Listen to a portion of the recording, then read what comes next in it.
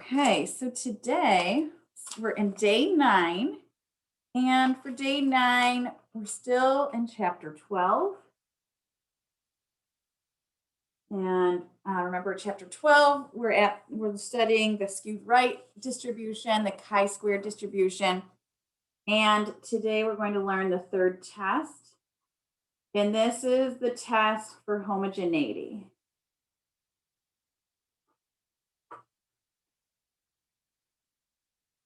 Okay. The test for homogeneity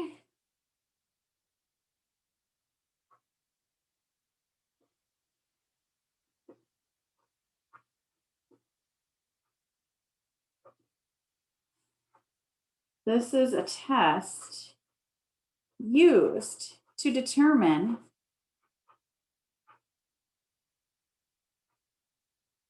if the observed counts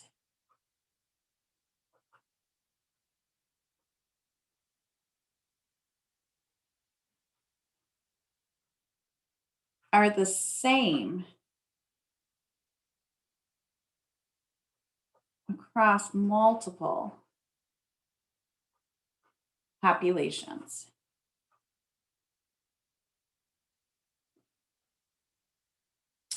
So this is similar to two different tests we've done. This is very similar to last class test for association.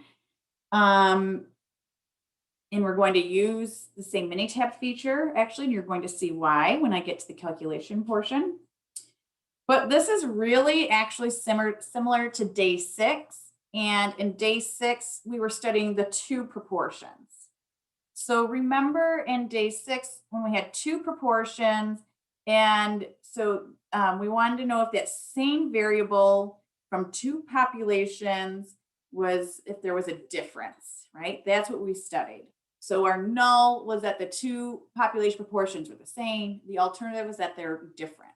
So that's exactly what we're studying here, but instead we're of two populations, we're studying more than two. So we're going to look at multiple populations here. So we're looking at multiple populations.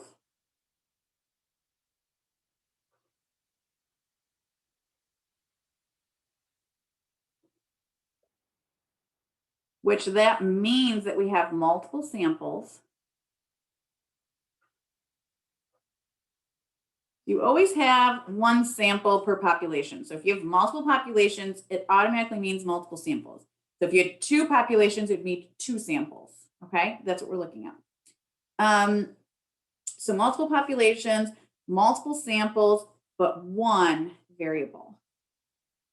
So remember, guys, I keep telling you it's starting to become more and more important that we understand what we're studying and who we're studying, because that's what indicates how many populations we have, how many samples, and then how many variables.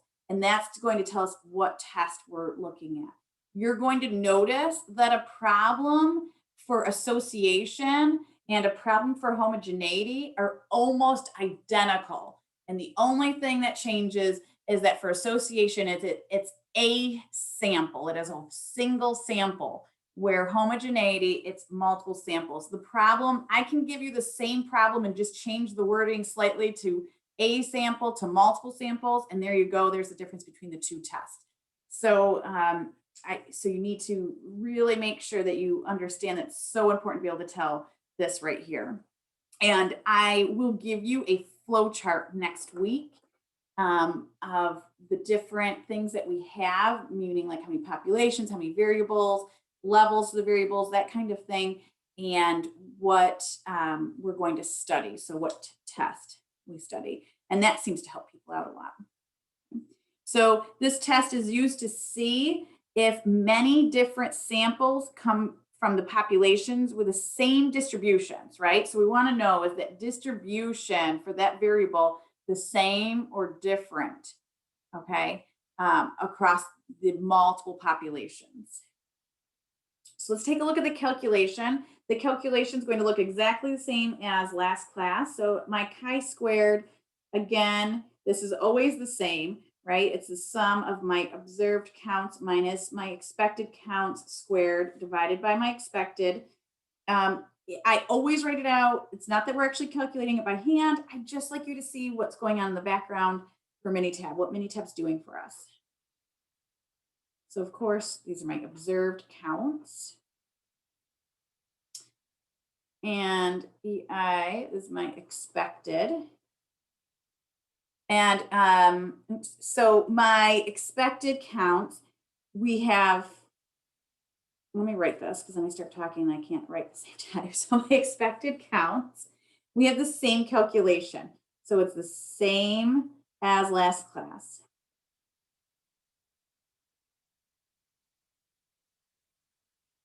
So it's the same as the association. So my expected counts are equal to my row total times the column total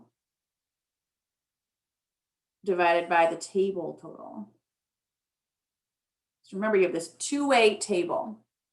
I'm going to show you how this looks, and we can discuss why it looks the same for these two different problems. So if you think about this, my chi-squared is the same calculation. Remember, it's just how my expected counts are calculated. That's what changes, right? And so I always give you that down here, although we don't have to do it. It's nice for us to know. This is identical to my association test. This is why we use the same Minitab feature, association feature, again today, because my expected counts are calculated the same exact way. Okay? So I'm just going to make a note of that, same as last class.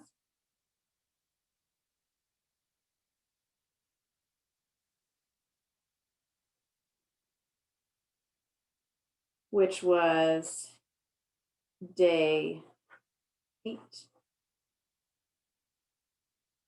So let's take a look at just an example. I'm not going to walk through an example, just kind of verbalize it. I'll write a little bit down. So an example of something that we might see is if, and I'm going to kind of go back to what we did on day 6. If we took a random sample, but not just one, multiple random samples. So of RIT students, U of R students, SUNY Brockport students. Okay, we could add in another few other schools. I'm just going to limit it to 3 today. Students, and asked,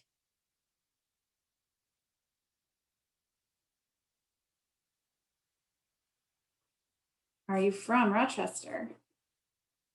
Remember, we already looked at this, but that was for 2 proportions, right? So we just looked at RIT and U of R students. We had 2 populations, and we studied the proportion of students that were from Rochester, right? And want to know if they were the same or if they were different.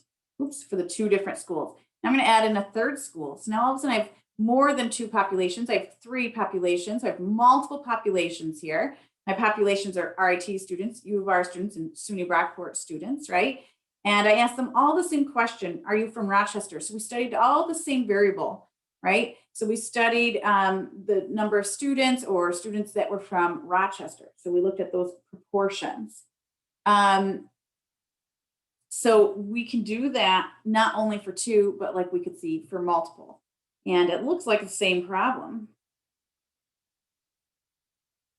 I'm just going to write down the populations like I just said.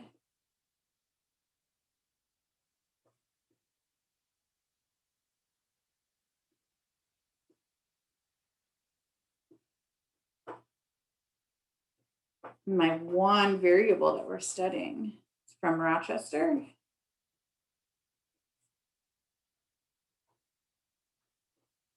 Right? It's a yes, no. It has 2 levels.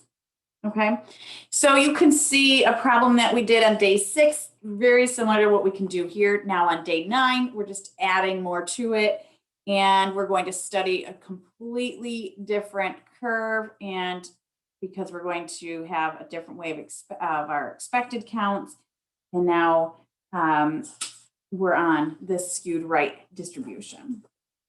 Okay.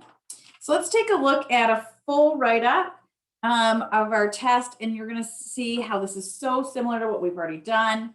There's not really a lot of big changes here. And you guys, I want to just remind you, anytime I ask you to do a hypothesis test, it's a complete test.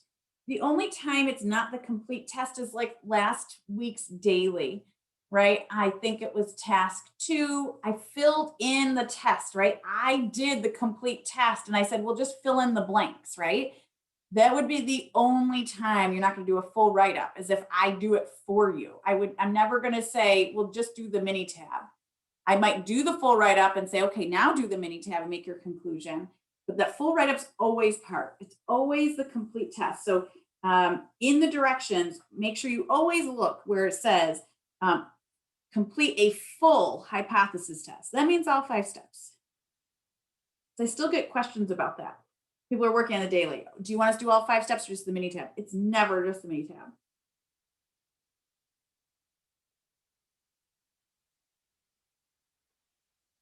So we're looking at the complete test for homogeneity. And of course, we're going to start with this population step. So my population step, similar to last class, we're going to list all populations.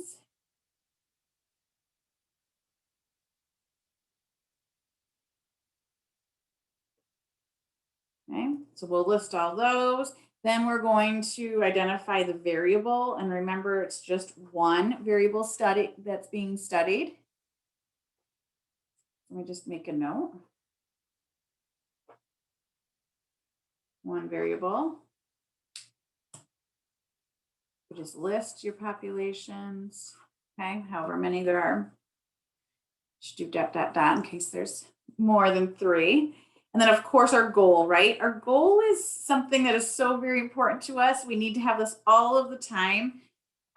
When we're looking at the goal is always to show support for my HA. So let's think about what happened on day 6. We said that the proportions are the same for null and that they're not the same, right? For HA. Think about what we've been doing for this chi-square distribution, right? We're saying that the proportions are the same for my null and then at least one's not the same for my HA, right? That was our HA. At least one proportion is not the same. It's the same thing here, that my HA is going to be that at least one of the proportions is different. So something's not the same. So my goal here is to show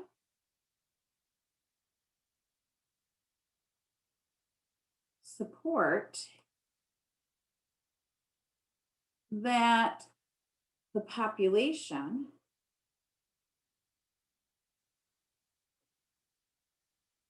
proportion of, and then you're going to put in your variable here. Remember, you don't have to write it exactly like me. I always just give you like a template. Is not the same.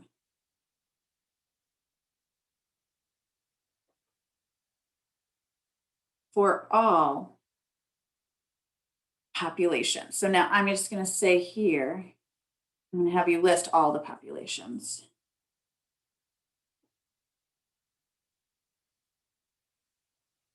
Okay. So your goal is to show support that the population proportion of whatever my variable is that I'm studying, which is right here, is not the same for, and you're going to list all your populations that you just listed here. So isn't that typical for our goal, right? That we take what we already wrote above and we're going to put it together right down here for my goal. So that's really, nothing has changed with that idea behind that, right? So our goal is that it's not the same, not the same. Okay, so let's take a look at the method. We already discussed part of the method, right? The null and the alternative. So I write this out in words and not symbols. So my null is that the population proportion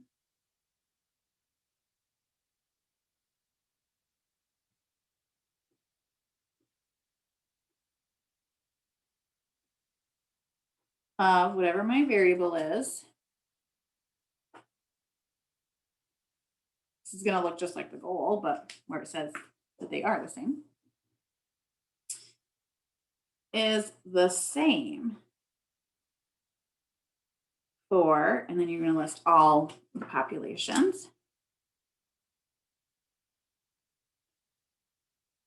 And then your alternative is just going to be the same statement, but not the same. So exactly what you have in the goal.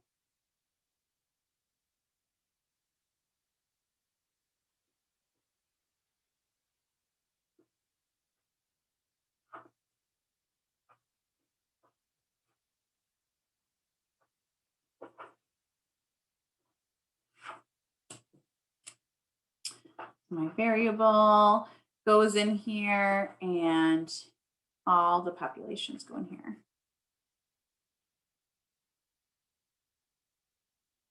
Okay. So you can always write this another way, right? You can always just say, like what we're used to saying, at least one proportion is different, and that works as well. Let me just write that here. At least one proportion is different.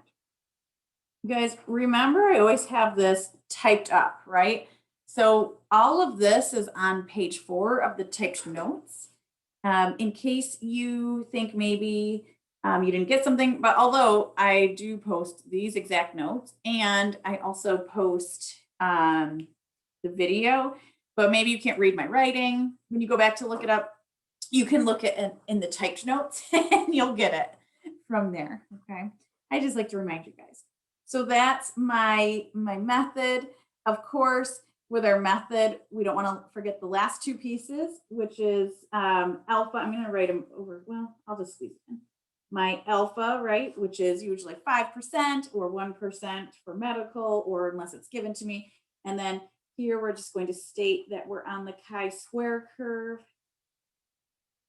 And then you say with degrees of freedom. Now we're still studying the same calculation. My degrees of freedom have not changed.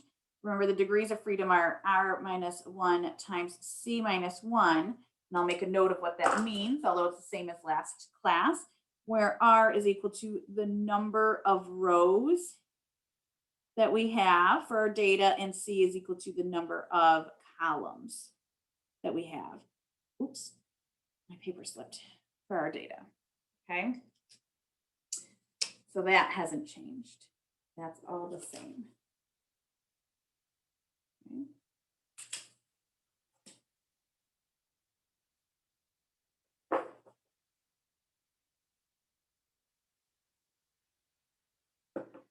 Okay, so let's move on to our sample step. That doesn't want to stay. I have enough paper here, I guess. Let's move on to the sample step. So our sample step, same as always, the Minitab output.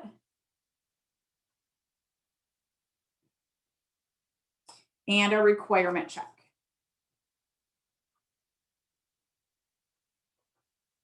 I didn't mention the requirements yet because the requirements are the same as they have been for the last 2 classes. They don't change, they go with the curve, right? So our requirements, we have 2, that all the expected counts are greater than or equal to 1.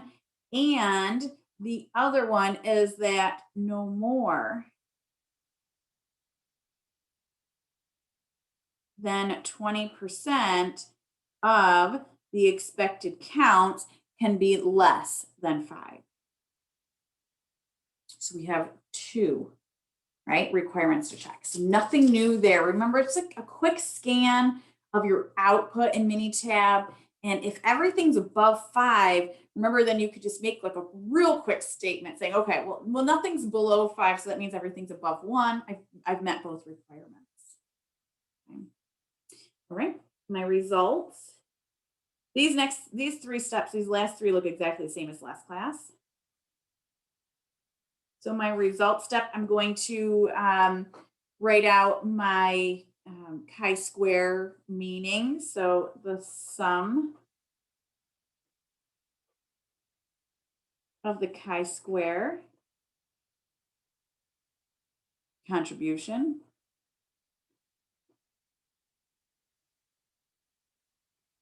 is whatever that value is for Minitab with the degrees of freedom.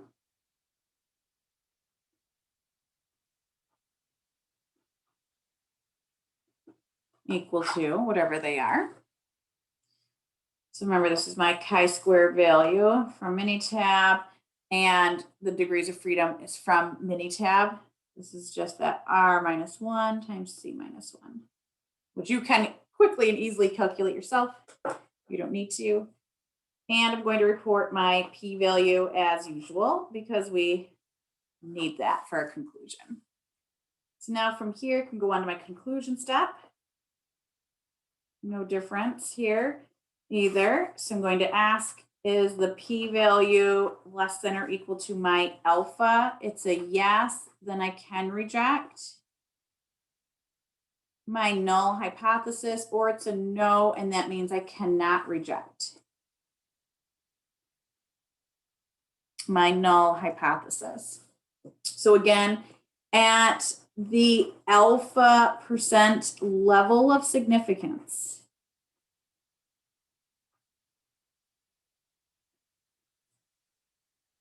our sample does or does not show support for my goal.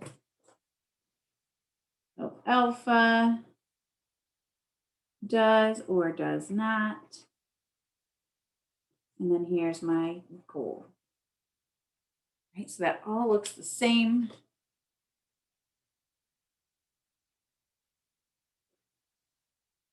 Remember, if you answer yes here, it means you can reject. That means our sample does show support for my goal. Or if you answered no, you cannot reject. It does not show support for your goal.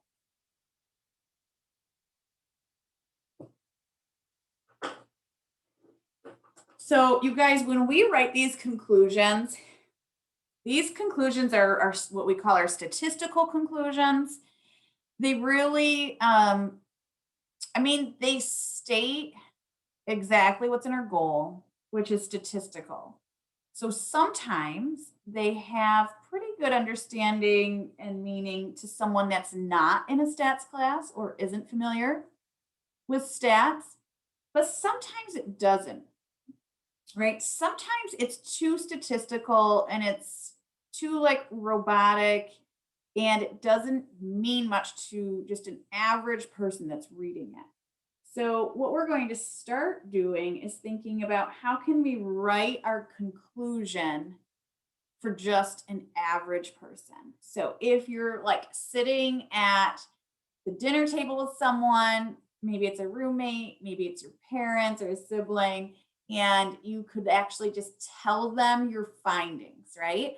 Or maybe you're working and your boss doesn't really want a statistical conclusion. They just want to know your findings, and they want to know it just in regular terms so they can understand, right? So we're going to start thinking about that as well. Like, how could we write this, or how could we say this in a better way for someone to just understand? Okay, so we'll start thinking about that shortly. We have one more thing to add to our conclusion statement, right? Which is the same thing that we add all the time.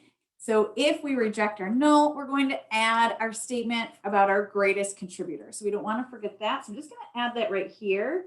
So plus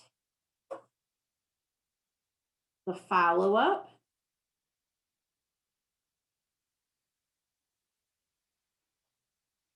About the greatest contributor.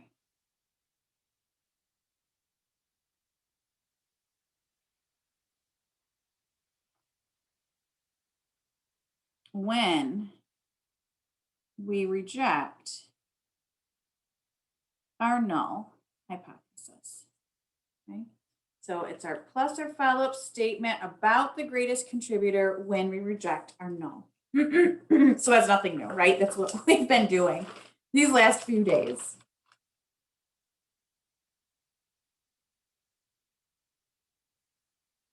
All right, so I'd like to take a look at an example with you guys. I kind of am out of room here. but I do like to write it down. So let's take a look at, I'm just going to write it on the back of here. So we have it. We're going to take a look at example 1, which is on page 9, I believe, of the typed notes. So as usual, what I've been doing, we're going to follow along with the typed notes, because on page 10, so the page after this, we have the full typed up completed example. And I think it's just easier than me handwriting some stuff out, but we'll walk through the mini tab and walk through exactly what we would have typed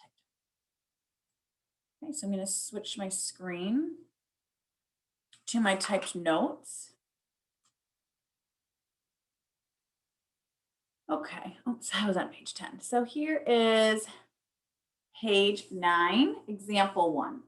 So what we're actually studying here, we're studying something that a paper has already studied. And it's talking about concussions in college students. So it says here that they classified individuals in 3 independent random samples, right there. 3, let me see if I can highlight this. 3 independent random samples. Right there is what tells me I have more than 2 samples. This is definitely going to be homogeneity right off the bat. I don't care about anything else. I mean, I do care, but like this is like the key. 3 random samples means I'm studying 3 populations. This is the only time right now that we're studying more than 2 populations. And so it's definitely the test for homogeneity. Okay. So let's see, we're looking at these 3 populations. We're studying if they've suffered more than 1 concussion, 1 or more concussions. Okay. So what that means is that's my variable, right? Have these people suffered 1 or more concussions? So right here, it goes into more detail. The 3 samples that that were taken, right, are college soccer players, college athletes in particular, but not a particular athlete, but just college athletes, not including soccer. So other than soccer, and then just college students that are not in a sport. And that's what we're studying. And the reason for that is because we think like soccer, when they do that heading the ball, that may bring on more concussions. Okay? And that's what we're doing the study on. So we want to know, is there evidence that the proportion who suffer at least 1 concussion is not the same for all 3 groups? I mean, look at that right here, 3 groups. Remember what I said before. When it says groups, that means the populations or the sample. So I have 3 groups that we're studying. That's multiple. That's more than 2. I mean, because if you had 2, you could say, oh, maybe it's 2 proportion, right? But it's more than 2. So there's the 3. And what we're studying is if they've had at least 1 concussion. There's my 1 variable. Okay, so this kind of takes care of A, which chi-square test we're doing. We're looking at homogeneity because we're studying multiple samples. Right there it is. You could be specific.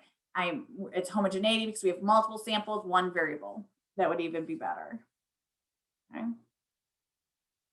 All right, so we want to get to know the data by looking at stacked bar chart. I know it's not our favorite thing to do, especially because our Mac users, it's not the exact same steps, but it is nice to get a visual. Again, just keep in mind, I will not ask you this on an exam. This is something I like you to do now.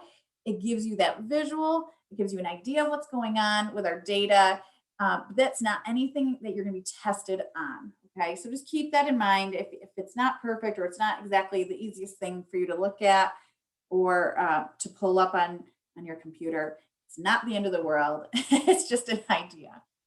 And then we're going to look at the appropriate test and show the complete testing process right there. When you see this, show the complete testing process, that means all 5 steps, right? It means the whole thing, not just mini tab. So right here's the output, or I don't want to say the output, but right here's our table. Remember, it's a 2-way table. Take a look at this table. This table doesn't look any different than a table that we would have seen last class. So you can't look at the data and say, oh, well, that's what's going to tell me which test I'm looking at, right? Because this looks exactly the same as last class. In fact, I could have changed the wording and said that we took a sample and we asked 2 questions. What kind of student are you? Do you play soccer? You play just a sport but not soccer, or do you not play a sport at all, right? I mean, that could be a question with 3 levels. Do you see that? And then the other question could be, have you had at least 1 concussion? No or yes. So this could easily be an association problem by just me changing a few words in here. So I just want you to keep that in mind. And it's not that I'm trying to trick you. It's just that's the difference between the 2 types of problems. So I want you to be aware of that. Okay, so here's our table. I've already put it in a mini tab file for you. So if you go under day 9, if you don't have to, you could just follow along with me, or you could do it yourself. You can open up the mini tab and it says, I think it just says example 1 under the day 9 notes. You could see that there. I already have it. So I'm actually going to go right into that and share my screen for my mini tab. So right here it is. You can see it's also easy enough just to type it up, right, yourself, but it is nice if it's already in the mini tab file. Little less work for you. So I have this. I want to take a look at a stacked bar chart. So when we're looking at this, we're going to go to graph, bar chart. Doesn't matter what operating system you have. We're going to go here. Remember, if you have a Mac, you just have to wait a second. I'm going to get there in a minute. I'll tell you what to choose, because remember, I have to choose it too. And that's how the information is given. So counts of unique values means I have a column with all of this data. That's not the case, right? I have a table. I have a 2-way table. That's another big thing. How do you have your data? I feel like that's a really big thing to figure that out. Values from a table. So you need to choose that even if you're at a Mac, values from a table. And then here I'm going to choose that I have a 2-way table and I want it stacked. Now, I believe if you have a Mac, you have to choose, I don't have it written down right in front of me, but I believe you choose something like you have multiple, I believe you want to choose multiple variables. I know it of multiple variables, but that it looks like it. I may have to ask one of you to share your screens with me during the daily so I can see the different options, but I think that's what you want to choose on your Mac. There's not tons of options. And then you want to choose that stacked option. I'm going to just choose OK. My graph variables, so I have my different athlete types, or in this last case, non-athlete. The row is if a concussion or not. That's my yes or no. Okay. Remember, for me, I can go into these chart options and I can ask to show Y as a percent in all categories in 1. I still don't know how to do that on a Mac. I've looked. I'm not much help with that, and I apologize. It's okay if you can't do that. You're still going to get an idea of what's going on. It's just all your bars won't be the same height, and it won't be a 100% on your y-axis, and that's okay. You still get an idea of what's going on. If I get a bar chart, you could see, think about what's going on in homogeneity. We want to know if the proportions are the same for all 3 populations. So these are the populations, right? The 3 bars. Okay, so that's why I had those in my columns instead of the concussion and not no concussion, right? Because I like to have my populations here, if that makes sense to you. I think it's like a little easier visually. So when I look at this, I mean, look at the red. It's like half, and then it's like a quarter, and then it's like more than 75% here. I'm saying that they are not the same, because I mean, I'm looking at the red, the proportions of the yeses, and they do not look the same for all 3 populations. Do you guys see that?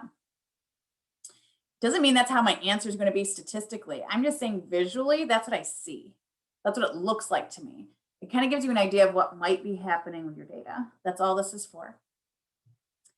Okay, so I'm going to go back to my typed notes, because I want to take a look at my testing process. And remember, we have a couple steps to do before we move on to the, oops, it kind of spaced out here.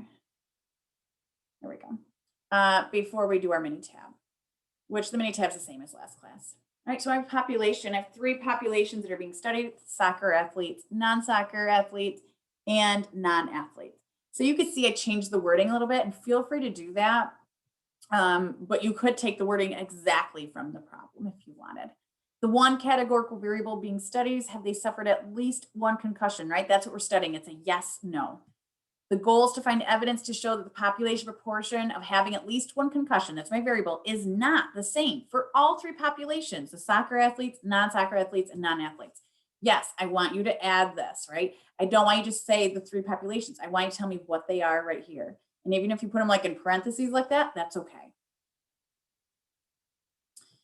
My null is that the population proportion of having at least one concussion is the same for all three populations. So here you can cheat a little bit and just say all three populations. That's okay. My HA, it's the same thing up above here, but I'm just going to add the word not. My HA is the population proportion of having at least one concussion is not the same for all three proportions. Or you could always write the HA is that at least one proportion is different, and that would be fine with me as well. My alpha, it did say to choose a 1% alpha. It was given to me. This is medical. I believe, concussions actually could be life and death if you really think about it.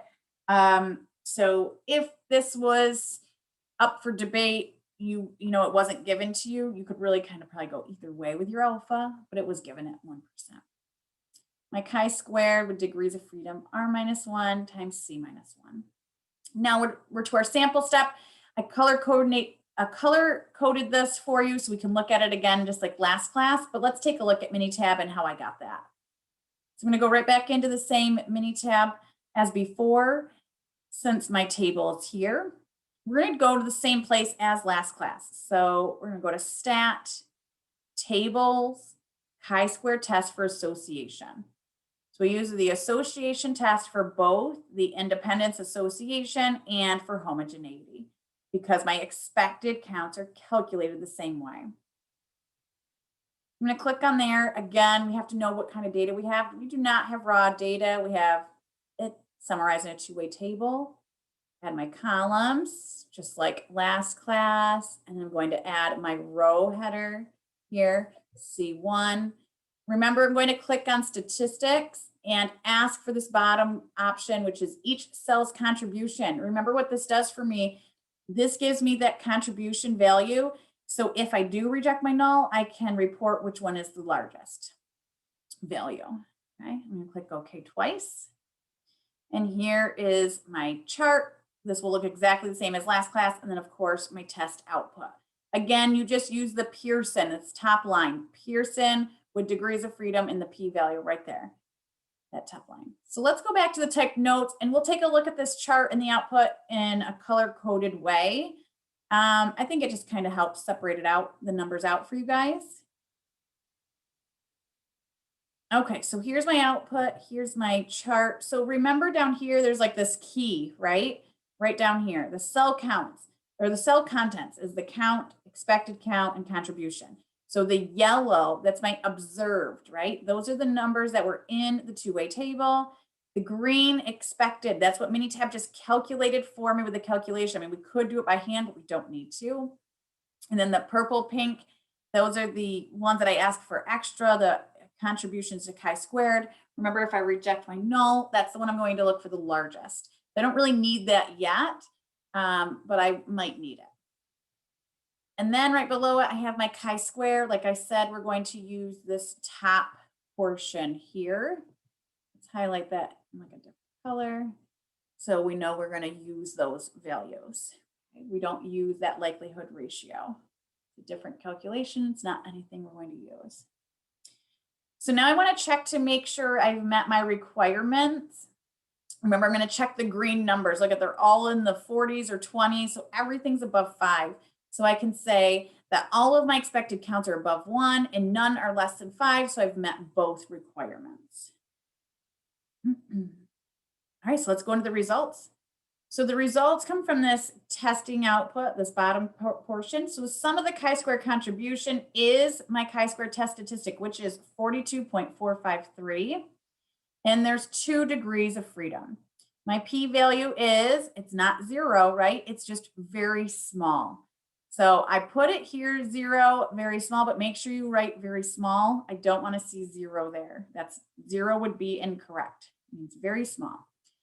My p-value, very small, is less than 0.01. We can reject the null hypothesis. So at the 1% level of significance, the sample does provide evidence to say that my goal is true. And what was the goal? I'm just going to copy and paste it, that the population proportions of having at least one concussion is not the same for the three populations. That's what we thought, right? Looking at the graph, that's exactly what we thought was going to happen because they just look really different. Like those red parts of the bars just look really different. Okay, so if we do reject the null, I want to go, whoa, sorry, that was too far. I want to go back up to my table and look at these purpley pink numbers and look for the largest one. Look, I have a 13.7 right here. So it's the non-athletes that had at least one concussion, right? That's what's throwing the whole thing off.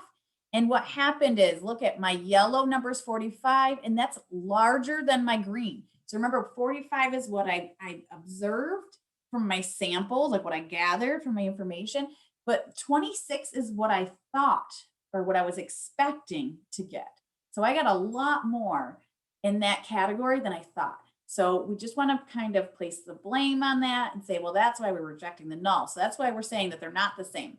So the greatest contributor chi-square is the non-athlete with at least one concussion, where what was observed is greater than what was expected. It's a simple statement to add on there, nothing different from last class.